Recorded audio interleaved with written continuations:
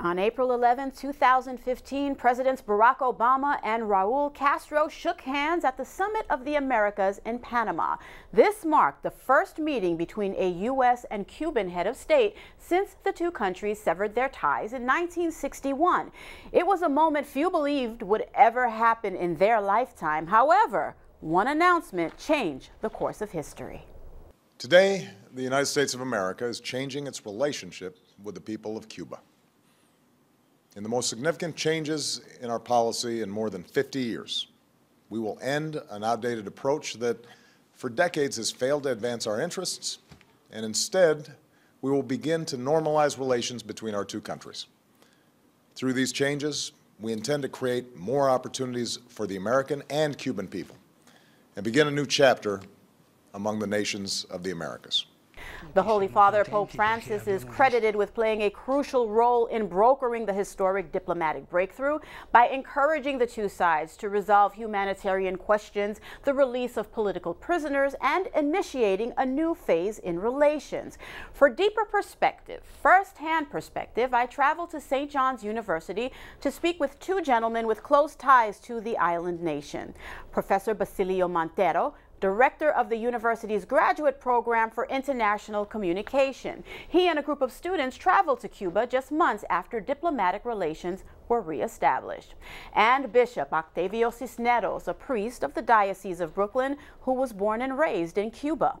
I first asked Bishop Cisneros if Pope Francis's role in brokering the deal was a sign of the Catholic Church's global influence, and inquired if he felt satisfied this was a meaningful first step in fostering permanent diplomatic ties. It's not just the influence of the Catholic Church, it's the influence of what we believe. And we believe that there should be understanding and peace amongst people, and that dialogue is always necessary.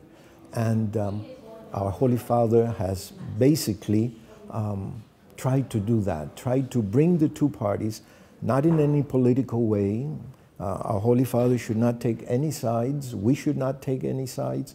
We should allow those two sides to be able to sit down at a table and talk about how we can improve the Cuban people, how we can have a relationship, how all those basic human rights can be lived 90 miles from our coast. And that's basically what the Church is doing. I have to see a more openness on the freedom of the press, the freedom of communication. You know, there has been said that now the internet is going to be opened, but the internet is the ability of exchange of ideas, the ability of the Cuban people to speak to the world and to hear what the world has to say. Professor Montero picked up on this idea of communication and why it was so important for him as an educator to have his students travel to Cuba. I sincerely believe that is my calling as a professor, is to inculcate in the students this way of thinking that they are responsible for a better world and they can make a difference. This particular trip to Cuba was in a way what we would call people-to-people diplomacy. And it was primarily providing our students an opportunity to go to a place, to a country where people in a way would like to say something but they cannot, and people have restrictions to asking questions. So how does one conduct himself or herself in this kind of circumstances?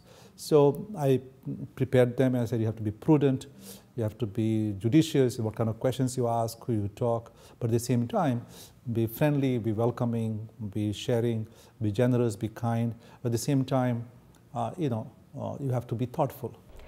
As for the future? What I would like to see happen, the first things would be, providing them an opportunity to buy food, to provide them with jobs, give them opportunity to earn livelihood, have control over their own livelihood instead of being controlled by somebody else.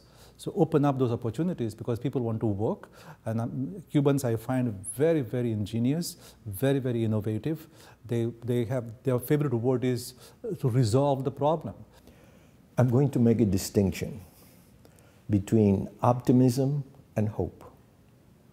Optimism is the attitude that everything is going okay and everything is going to be perfect. So I'm an optimist. The two countries will speak. There will be freedom of religion. There will be freedom of expression, freedom of education. There would be an exchange of ideas in the two countries. That's optimism. I look at hope in the religious sense. And hope has to do with my belief in God, that God is guiding all our actions, and that in the end, no matter whatever we do, God has a plan for us.